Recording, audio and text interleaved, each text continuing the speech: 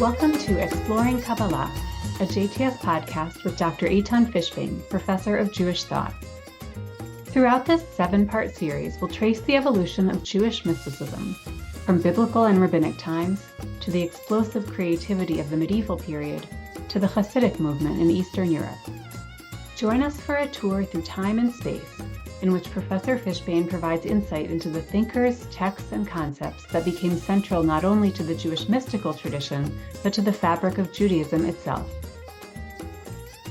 Episode 6 takes us to Tzfat, the center of Jewish mystical innovation after the expulsion from Spain. Our journey so far has crossed continents and centuries. We pick up our story in the hilltop town of Tzfat, in the northern land of Israel, where a mystical revival flourished in the 1500s among a remarkable collection of individuals. Many descended from families who had been expelled from Spain in 1492 and then Portugal in 1496, involving extraordinary creativity composed of kabbalistic theology, poetry, ethics, autobiography, halakhah, and more.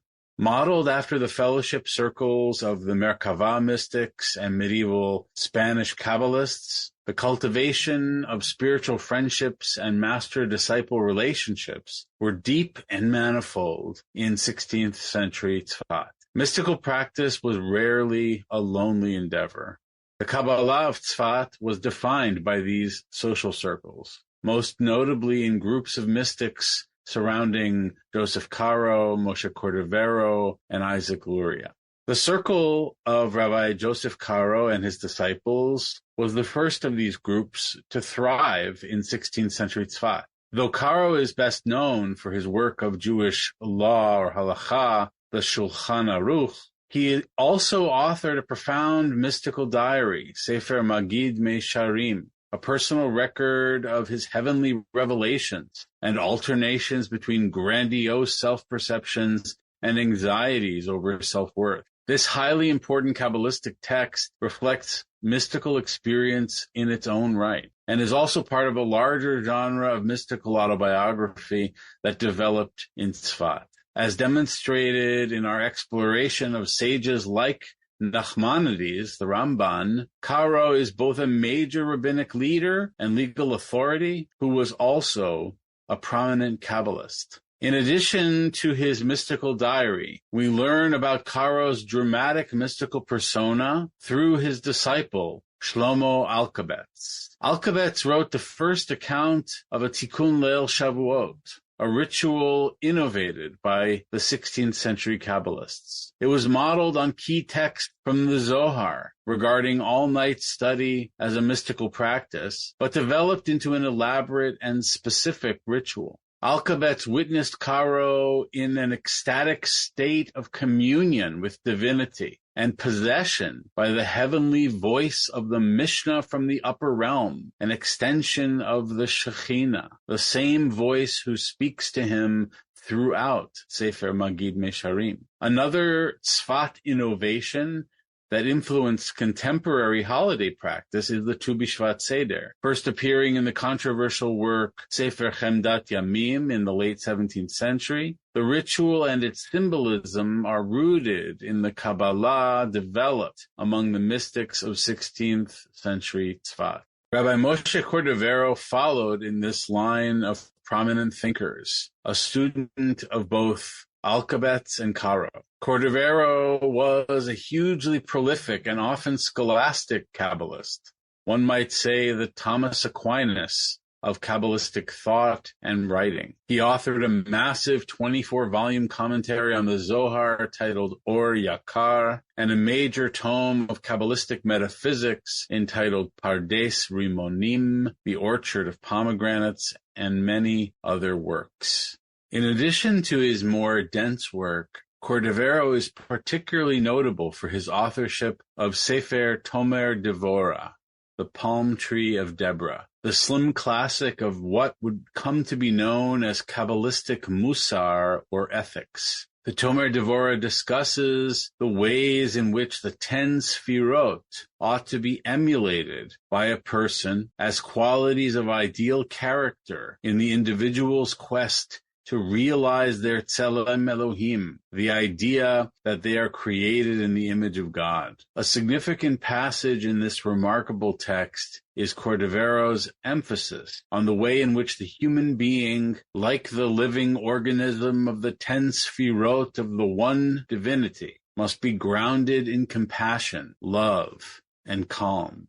Perhaps the best-known invention of 16th century Tzfat was the innovation of such famous and enduring rituals as the Kabbalat Shabbat prayer service on Friday evening. In one vivid text from the period, the devotee is instructed to stand facing the sun, place their hands over their heart, and recite a selection of specific psalms that eventually became the Kabbalat Shabbat service as we know it today. To these psalms were subsequently added kabbalistically infused hymns. Rabbi Shlomo Alkabetz, a student of Karo and a teacher of Cordovero, composed the Chadudi. The hymn Yedid Nefesh was written by another Kabbalist, ethicist, and poet of this time and place, Rabbi Elazar Azikri.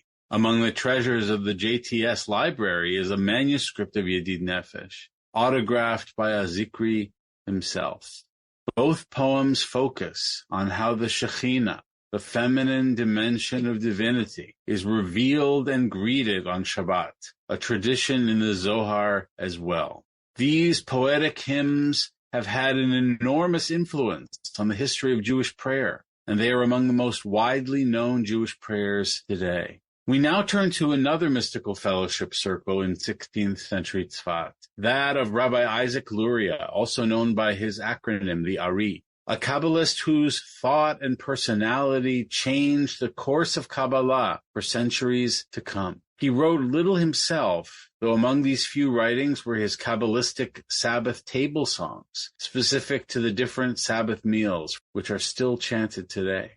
Without his core disciples, most dominantly Rabbi Chaim Vital, there would not be a written record of Lurianic Kabbalah. Among Vital's most important collections of Lurianic teaching are his Sefer Etz Chaim, Book of the Tree of Life, which, among other things, articulates the Ari's radically innovative mythology of cosmic origins, and Sefer Sha'ar HaGilgulim, the Gate of Reincarnations. Corresponding in large part to these works and others, the major ideas developed in Lurianic Kabbalah are Tzimtzum, withdrawal of divine infinity, the divine infinite light called Or Ein Sof, in order to leave an empty space, the Chalal HaPanui, albeit one still laced with the film and traces of the sacred light of infinity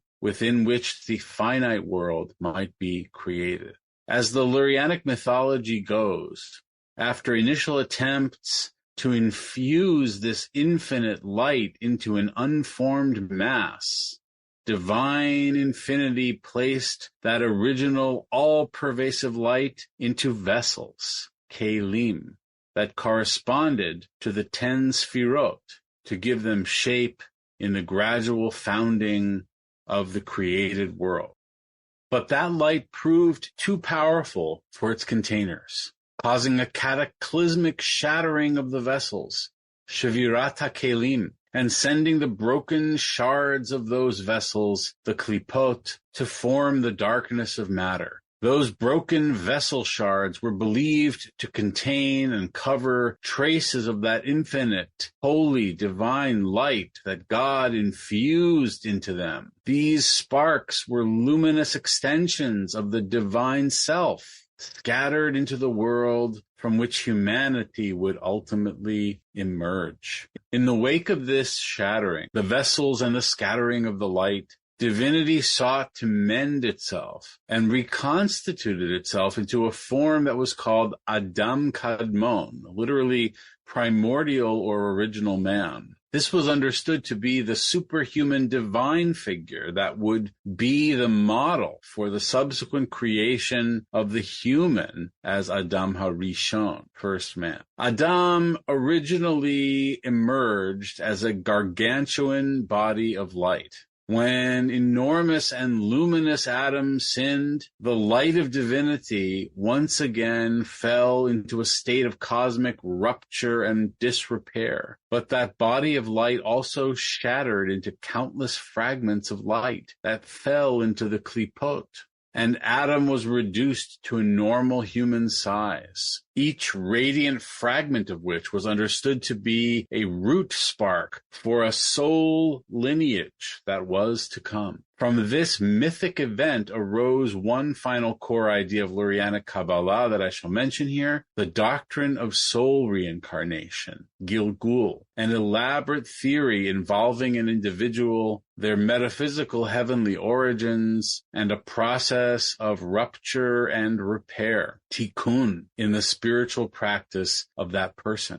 Belief in reincarnation and rebirth is perhaps best known to many from the religious traditions of India, but such ideas are found in a variety of religious traditions, including quite prominently in Kabbalistic Judaism. The deep presence of this phenomenon in Jewish sources is little known and is sometimes surprising.